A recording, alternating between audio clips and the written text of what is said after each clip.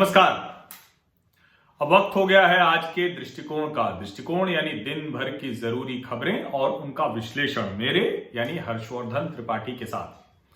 और मैं कई बार कहता हूं कि सरकार अगर जनता के फीडबैक पर चले या जो कुछ भी हो रहा है उस पर उसकी नजर रहे और समय से उस पर प्रतिक्रिया भी दे पाए तो बहुत कुछ ठीक हो जाता है। तो दूसरी खबरें होंगी। दृष्टिकोण में हम हर उस खबर की बात करेंगे जो आज के लिहाज से बेहद महत्वपूर्ण है। लेकिन सबसे पहले उस खबर की बात जिसके बारे में मैंने 3 दिन पहले चर्चा की थी, या कहे कि पिछले 3 दिनों से लगातार मैं चर्चा कर रहा हूं। और वो खबर यह है कि चीन और यूरोपीय यूनियन के बीच में रणनीतिक समझौते हुए हैं। उसको सैद्धांतिक तौर पर सहमति दी जा चुकी है।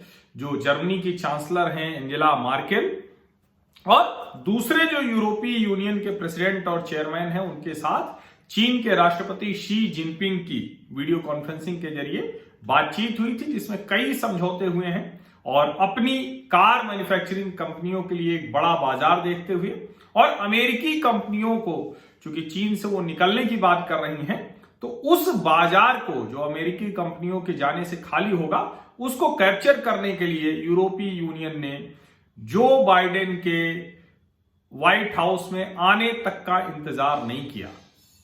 और मैंने उसी वक्त कहा था कि ये बहुत जरूरी है, क्योंकि बहुत सी चीजें हैं जिसमें चीन को हमको पकड़ने के लिए अभी बहुत लंबा वक्त लगेगा, लेकिन हमें अपना काम करते रहना है। और इसीलिए मैंने कहा था कि बहुत जरूरी है कि यूनाइटेड किंगडम और यूनाइटेड स्टेट्स के साथ तो 1-to-1 ट्रेड डील हो ही, फ्री ट्रेड एग्रीमेंट्स हो दूसरे देशों के साथ, लेकिन यूरोपीय यूनियन के बाजार को भी, उसको भी अपने साथ रखना बहुत जरूरी है। और वो एक पावरफुल ब्लॉक है।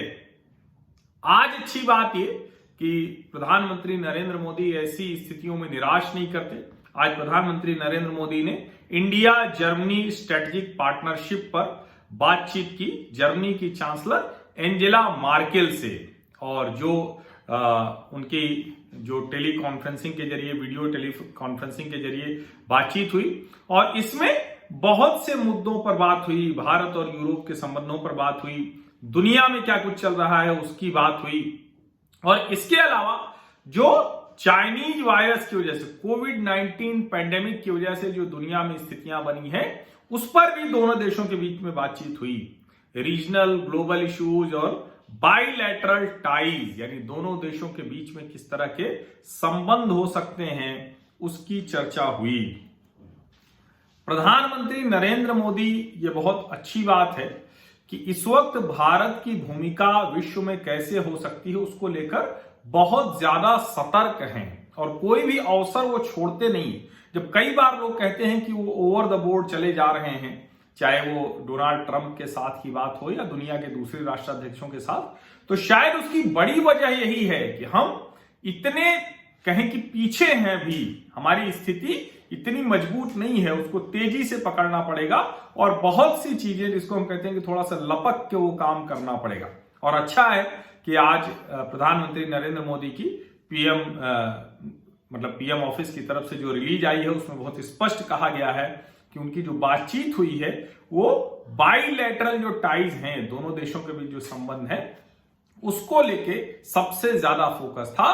उसके अलावा कोविड-19 पैंडेमिक के बाद जो विश्व व्यवस्था बदल रही है उसकी भी चर्चा दोनों नेताओं ने की। और मुझे लगता है कि आज की ये सबसे बड़ी खबर है। मुझे नहीं पता कि जो दूसरे चैनल हैं, जो टीवी न्यूज पे आप देख रहे हैं, उसमें यह खबर कितनी प्रमुखता से दिखाई गई है। और अब बात चाइनीज वायरस की। सीरम इंस्टीट्यूट और भारत बायोटेक, डॉक्टर कृष्णा एल्ला और अडर पूनावाला, दोनों लोग सहमत हो गए थे। अच्छा था, युद्ध विराम हो गया। लेकिन एक नए तरह का युद्ध शुरू हो गया है। जो पुणे की सीरम इंस्टीट्यूट ऑफ इंडिया है, उसके जो कोविशील्ड उनका नाम है, जो वायरस की वैक्सीन है, उस पर नांदेड़ की एक कंपनी क्यूटिस बायोटेक, उसने दावा ठोक दिया और उसने कहा कि ये तो उनका नाम है। अप्रैल 2020 में, यानी अप्रैल में ही 2020 में ही उन्होंने कह दिया था और दूसरे कई उत्पाद इस नाम से बाजार में हैं। 8 जनवरी को देश के सभी जिलों में वैक्सीनेशन का, टीकाकरण का ड्राई रन होगा। कल यानी 7 जनवरी को डॉक्टर हर्षवर्धन जो केंद्रीय स्वास्थ्य मंत्री हैं, वो राज्यों के स्वास्थ्य मंत्रियों के साथ बात करेंगे। एक इधर गड़बड़ ये हुई कि पहले ही हम जो वायरस, एक नया स्ट्रेन आया है जो यूनाइटेड किंगडम से, उसकी संख्या 80 के आसपास पहुंच गई है जो उसके संक्रमित लोग हैं, और उससे एक मुश्किल थी। हालांकि अच्छी बात यह है कि उसको भी काबू में कर लिया गया है भारत में, लेकिन एक दूसरा खतरा आ गया और वो खतरा है बर्ड फ्लू का। और ये संकट ज्यादा बड़ा है, कई राज्यों में खबरें आ रही हैं। हालांकि अच्छी बात यह है कि सभी राज्यों के मुख्यमंत्री आपात स्थिति की तरह इसको देख रहे हैं और उससे निपटने के इंतजाम कर रहे हैं। तो इसका एहतियात आप भी जरूर बरतिए, क्योंकि एक बार वो बर्ड फ्लू अगर किसी भी व्यक्ति में आ गया तो फिर सब में उसके फैलने का खतरा होता है। लेकिन केरल में चाइनीज वायरस की स्थिति ठीक नहीं हो रही। आज भी 6000 से ज्यादा मामले आए, पिछले एक सप्ताह में 35,000 से ज्यादा मामले हैं, प्रतिदिन 5,000 से ज्यादा मामले आ रहे हैं। और यही वजह थी कि केंद्र सरकार को एक हाई लेवल, उच्च स्तरीय स्वास्थ्य समिति वहां भेजनी पड़ी है। राज्य सरकार के जो इंतजाम है, जो एहतियाती व्यवस्था है, वो उतनी कारगर नहीं रही, और वो भी तब जब बहुत छोटा राज्य है केरल, और वहां चूंकि साक्षरता बहुत ज्यादा है, इंतजाम बहुत अच्छे हैं उस लिहाज से। और चूंकि पहले कहा जा रहा था कि केरल मॉडल, उसकी बड़ी तारीफ की जा रही थी, लेकिन अब ये देखने में आ रहा है कि देश के ज्यादातर राज्यों में जब स्थितियां सुधर रही हैं तो केरल ने संकट बढ़ा दिया है। 5,000 मामले प्रतिदिन आना, और आज तो 6,000 से ज्यादा 24 घंटे में आए हैं, ये खतरनाक है। अच्छा है कि केंद्र सरकार की भी टीम गई है, केंद्र और राज्य दोनों मिलकर इस पर जल्द से जल्द काबू पाएंगे, ऐसी हम उम्मीद करते हैं। लेकिन सबसे बड़ा जो विषय बना हुआ है वो है कृषि कानून। अब धीरे धीरे उसके अराजक होने के, उग्र होने के संकेत आ रहे हैं, और उसको हवा देने का बहुत साफ साफ दिख रहा है कि क्या कोशिशें हो रही। आज कैप्टन अमरिंदर ने कहा कि सर्वोच्च न्यायालय जाएंगे कृषि कानूनों के खिलाफ, सरकार को इसे वापस ले लेना चाहिए। लगातार 50 से ज्यादा लोग मर गए हैं इस आंदोलन में, जबकि सच बात यह है कि अगर इसको हम बहुत ठीक से देखें तो ये जो भी आंकड़े आ रहे हैं और बूढ़े बुजुर्गों को जिस तरह से आंदोलन में इस्तेमाल किया जा रहा है, वो बहुत खराब स्थिति है, बहुत खराब परंपरा है। आज वहां टिकरी बॉर्डर पर, चूंकि उसमें कोई बुराई नहीं है, अगर वो बैठे हुए हैं और पानी बरस रहा है, उनके टेंट में पानी जा रहा था, तो उन्होंने ईंट और सीमेंट से अपने टेंट के चारों तरफ घेरा बना लिया जिससे कि पानी न जाए टेंट में। तो ये तो अच्छा है, लेकिन अब वो धमकी भी दे रहे हैं कि हम यहीं पर अब हाईवे पर पक्का घर बनाएंगे, अब यहीं रहेंगे अगर ये नहीं सरकार कानून वापस लेती। उन्होंने, कैप्टन अमरिंदर ने कहा कि ये प्रधानमंत्री नरेंद्र मोदी को करना चाहिए, उनको ये वापस लेना चाहिए। और ऐसा कौन सा कानून है जो वापस नहीं हो सकता? संशोधन तो संविधान में हुआ। अब यही बात उनको समझनी चाहिए कि इसमें भी संशोधन हो सकता है। इस कानून के लागू होने में क्या बुराई है? एक बार लागू हो जाए, जो कमियां होंगी उसको ठीक किया जा सकता है, लेकिन शायद वो नियत नहीं है। आज कैप्टन अमरिंदर ने, जो भारतीय जनता पार्टी के पूर्व मंत्री चंडीगढ़ में थे, जिनके घर के सामने गोबर फेंक दिया था, उनके घर पर प्रदर्शन किया था कृषि कानूनों के विरोध वाले लोगों ने, उन प्रदर्शनकारियों ने वहां काफी हल्ला हंगामा किया था, जिसके बाद जो प्रदर्शनकारी थे उनके खिलाफ 307 हत्या के प्रयास का मामला दर्ज किया गया। लेकिन अब कैप्टन अमरिंदर ने उस मामले को वापस कर दिया है और उस थानेदार को निलंबित कर दिया है। तो ये अच्छी प्रैक्टिस नहीं है। हालांकि हत्या के प्रयास का मामला नहीं दर्ज होना चाहिए था। निश्चित तौर पर जो किसी के भी मंत्री के घर पर अगर कोई इस तरह से चढ़ जाए तो बहुत अच्छी चीज नहीं है, और लेकिन हत्या के प्रयास का मामला नहीं होना चाहिए था। हाँ, अमरिंदर जो अब कर रहे हैं वो शायद आंदोलनकारियों को और ज्यादा भड़काने की कोशिश कर रहे हैं। नरेंद्र सिंह तोमर जी ने कहा कि हमसे समर्थन और विरोध दोनों करने वाले लोग मिल रहे हैं और मिलना ही चाहिए उन्हें। लेकिन मैं कहूंगा, जो प्रदर्शनकारी किसान यूनियन है, कि किसानों के भले की सोचें और समाधान की तरफ बढ़ें। नेशनल इंफ्रास्ट्रक्चर पाइपलाइन, जो 1 लाख करोड़ से ज्यादा की योजना थी, जिसको 2020 में करना था, उसकी जो समीक्षा के लिए आज निर्मला सीतारमण, जो वित्त मंत्री जी हैं, उन्होंने बैठक की। वाटर, जल संसाधन मंत्रालय, नदी विकास और गंगा रिजुविनेशन मंत्रालय, स्वास्थ्य परिवार मंत्रालय, इन सब के साथ बैठकर नेशनल इंफ्रास्ट्रक्चर पाइपलाइन की समीक्षा की। बड़ी महत्वाकांक्षी योजना, बहुत जरूरी है। कैबिनेट ने आज भारत और जापान के बीच में एक स्पेसिफाइड स्किल्ड वर्कर, इसके लिए मेमोरेंडम साइन करने के लिए उसको मंजूरी दे दी है। और आज एक बड़ी विचित्र सी मांग उठी। विचित्र मैं इसलिए कह रहा हूं कि दोनों में से ही किसी को भारत रत्न देने की अभी बात करना क्यों होना चाहिए, लेकिन सोनिया गांधी और मायावती, इन दोनों को भारत रत्न देने की बात हुई। ये बड़ी विचित्र मांग है और इसका उसी अंदाज में नीतीश कुमार जी ने जवाब दिया। उन्होंने कहा कि सबको मांग करने का अधिकार है, लेकिन उन लोगों के पास तो पहले सरकार थी, आज मांग कर रहे हैं, पहले ही दिलवा देते। इससे तगड़ी टिप्पणी कुछ नहीं हो सकती। और रॉबर्ट वाड्रा, उनके खिलाफ बहुत सी जांच चल रही है, आयकर अधिकारियों ने भी जांच की। उन्होंने कहा कि 23,000 कागज आयकर अधिकारी उनके दफ्तर से ले गए हैं और अब वो मुझसे ज्यादा जानकारी मेरे बारे में रखते हैं। मैंने सब कुछ बता दिया है, मैंने कोई कर चोरी नहीं की है। दिल्ली से एक और खबर है। दिल्ली पुलिस की साइबर क्राइम यूनिट ने भरतपुर राजस्थान से 6 लोगों को गिरफ्तार किया है। ये ऑनलाइन एक्सटॉर्शन करते थे, वसूली करते थे और ये इसमें फेक प्रोफाइल बनाते थे, लोगों के साथ वीडियो बना लेते थे वीडियो कॉल के दौरान, और उसको बना लेते थे, उसके बाद फिर उनको परेशान करते थे। एक तरह से अगर आप किसी लड़की से, किसी लड़के से इस तरह से आप फेसबुक या दूसरे सोशल मीडिया पर कोई भी अश्लील बातचीत करते हैं या कोई दूसरे तरह का संबंध बनाने का प्रयास करते हैं, तो उसमें इस तरह की भी घटना हो सकती है। ये भी आप ध्यान रखें, वरना आप भी ऐसे वसूली की जाल में फंस सकते हैं। नेशनल इन्वेस्टिगेटिव एजेंसी, राष्ट्रीय जांच एजेंसी ने भगोड़े शिहाबुद्दीन, जो चेन्नई इंटरनेशनल एयरपोर्ट से पकड़ा गया, तो वो कतर से आया था और उसका जो सीनियर सब इंस्पेक्टर तमिलनाडु 8 जनवरी 2020 हत्या करके वो भागा था, उसको एनआईए ने गिरफ्तार कर लिया। कांग्रेस पार्टी में राष्ट्रीय अध्यक्ष भले न बन पा रहे हों, लेकिन दूसरी प्रक्रिया चल रही है और आने वाले विधानसभा चुनाव के लिए कांग्रेस ने प्रभारी तय कर दिए हैं। असम के लिए भूपेश बघेल, मुकुल वासनिक, शकील अहमद खान, केरल के लिए अशोक गहलोत, लुजियानो फरोरो, जी परमेश्वर, तमिलनाडु पुडुचेरी के लिए वीरप्पा मोइली, एमएम पल्लम राजू, नितिन राउत और पश्चिम बंगाल के लिए बीके हरिप्रसाद, आलमगीर आलम और विजय इंदर सिंगला। अब देखिए कब तक राष्ट्रीय अध्यक्ष की कुर्सी पर राहुल गांधी जी बैठते हैं या किसी और को बैठाने पर सहमति बन पाती है।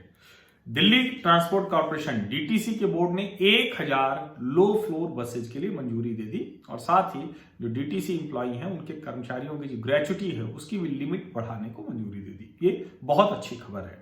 महाराष्ट्र, उद्धव ठाकरे मुख्यमंत्री साहब ने आज एक चिट्ठी लिखी है केंद्र को और कहा है कि औरंगाबाद हवाई अड्डे का नाम संभाजी महाराज हवाई अड्डा करने पर निर्णय जल्द लें। पश्चिम बंगाल में ममता बनर्जी, उन्होंने आज राज्यपाल जगदीप धनखड़ से मुलाकात की। अच्छा हो कि राजनीतिक लड़ाइयां जो उसके सामान्य शिष्टाचार हैं उसको भी खत्म करने की वजह न बने। बिल्कुल लड़ना चाहिए और सत्ता सबको चाहिए, लेकिन सभी राजनीतिक दलों को ये ध्यान रखना चाहिए कि ऐसा ना हो कि जनता के बीच में वो अपनी सारी जो साख है उसको गंवा दे। ये अच्छा है कि वो मिल के आए।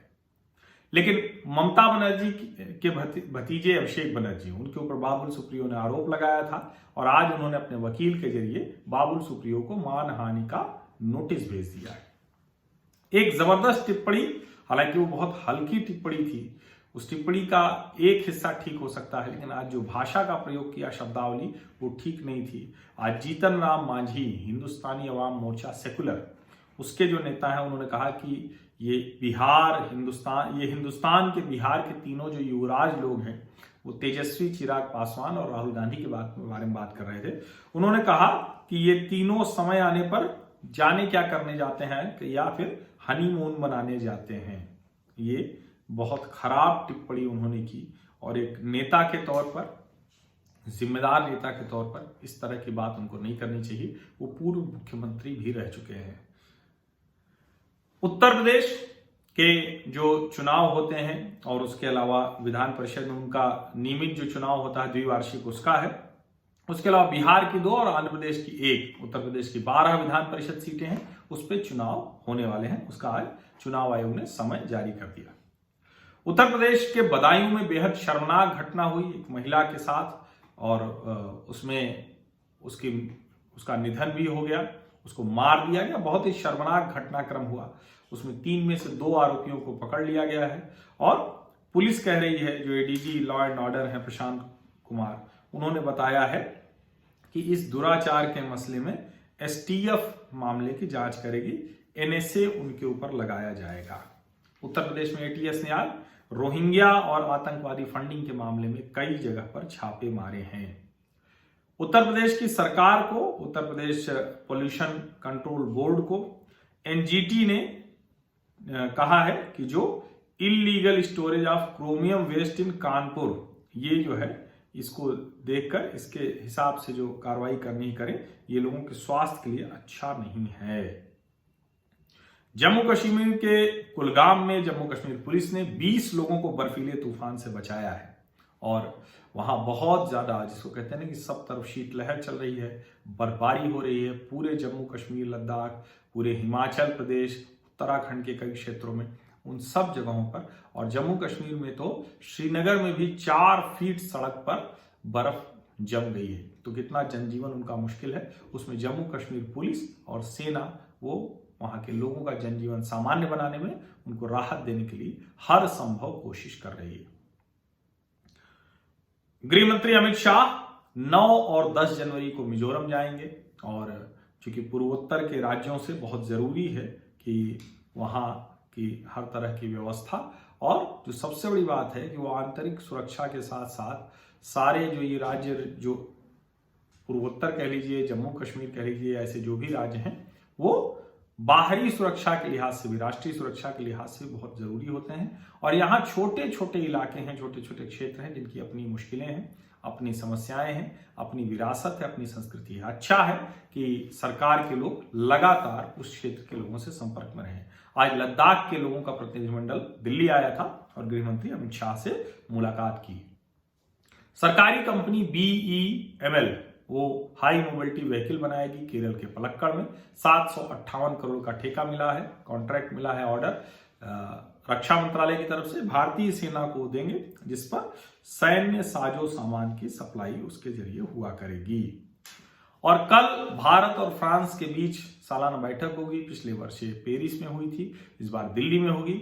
भारत की तरफ से राष्ट्रीय सुरक्षा सलाहकार अजीत डोभाल और फ्रांस की तरफ से फ्रांस के राष्ट्रपति इमैनुअल मैक्रोन के राजनयिक सलाहकार इमैनुअल बॉल वो रहेंगे। तो दोनों देशों के बीच में कैसे बेहतर संबंध किया जाए, और जिस तरह से इस्लामिक आतंकवाद, इस्लामिक कट्टरता फ्रांस में बढ़ी, वो दुनिया भर के इस्लामिक कट्टरपंथियों के निशाने पर रहे, तुर्की और पाकिस्तान, उसमें भारत ने जिस तरह से उनका साथ दिया और प्रधानमंत्री नरेंद्र मोदी जिस तरह से खुलकर उनके साथ खड़े हुए, भारत और फ्रांस के संबंधों में एक नए तरह की ऊंचाई देखने को मिली है।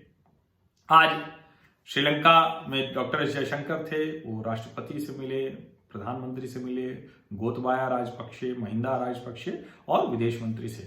श्रीलंका ने कहा कि भारत सरकार ने, प्रधानमंत्री नरेंद्र मोदी ने जिस तरह से कोविड के समय में, इस वायरस काल में जिस तरह से उनको मदद की है श्रीलंका से, वो बहुत बड़ी चीज है और दोनों देशों के बीच संबंध और बेहतर हुए हैं। हर तरह के जो स्ट्रेटेजिक, मैरीटाइम और दूसरे जो हैं, उन सभी क्षेत्रों में भारत और श्रीलंका के बीच संबंध और बेहतर किया जाएगा और बेहतर हो रहा है। जल्द ही दोनों देश दूसरे मामलों में भी, और फार्मास्यूटिकल और टूरिज्म, इसके लिए स्पेशल जोन श्रीलंका बनाएगा जिसमें भारतीय कंपनियां भी निवेश करेंगी। तो आज के दृष्टिकोण में बस इतना ही। लेकिन पहली खबर फिर से दोहरा रहा हूं, चीन के राष्ट्रपति ने सैद्धांतिक तौर पर यूरोपीय यूनियन के साथ कई समझौते किए। प्रधानमंत्री नरेंद्र मोदी ने आज वीडियो टेलीकॉन्फ्रेंसिंग के जरिए एंजेला मार्केल, जर्मनी की चांसलर हैं, उनके साथ बातचीत की। ये हमें, जिसको हम कहते हैं कि प्रोएक्टिव जो है वो करना पड़ेगा, और जहां लगे कि नहीं अब प्रतिक्रिया करनी है तो वहां प्रतिक्रिया भी करनी होगी। भारत को आर्थिक और हर तरह से वैश्विक मंच पर अपनी भूमिका बढ़ाने के लिए कोई भी समय गंवाने का वक्त नहीं है। अच्छा है कि सरकार और प्रधानमंत्री नरेंद्र मोदी इस बात को समझ रहे हैं। बहुत बहुत धन्यवाद।